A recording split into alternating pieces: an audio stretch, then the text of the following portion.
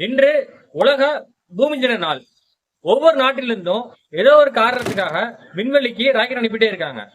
ஆனா அதுல முதன்மையான காரணம் என்னன்னு பார்த்தோம்னா, ஏதாவது கிரகத்துல தண்ணி இருக்குமா, இல்ல மனிதர்கள் வாழ வேற ஏதாவது சான்ஸ் இருக்குமா தான் பாக்குறாங்க. இதுல இருந்து என்ன தெரியுது அப்படின்னா, பூமி வாழ்றதுக்கு தகுதியற்ற கிரகணமா மாறிட்டு வருது, ரொம்ப மாசு அடைஞ்சிருக்கு. இதற்கு பாம்புகளோ, பல்லிகளோ, பூச்சிகளோ, இல்ல பறவைகளோ, விலங்குகளோ காரணங்கள் கிடையாது.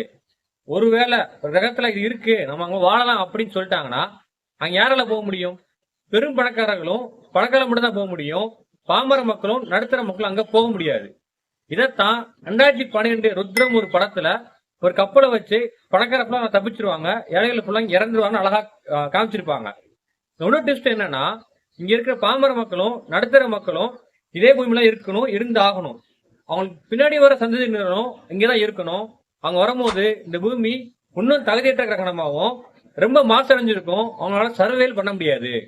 நம்ம எல்லாருக்குமே என்ன பண்ணா, ஏது பண்ணா, எப்படி பண்ணா இந்த பூமியை திரும்பி மாத்த முடியும் எல்லாத்துக்கும் தெரியும். ஆனா நம்ம யாரும் அதை பண்றது இல்ல. இதுக்கப்புறம் பண்றதுக்கு முயற்சி செய்வோம்.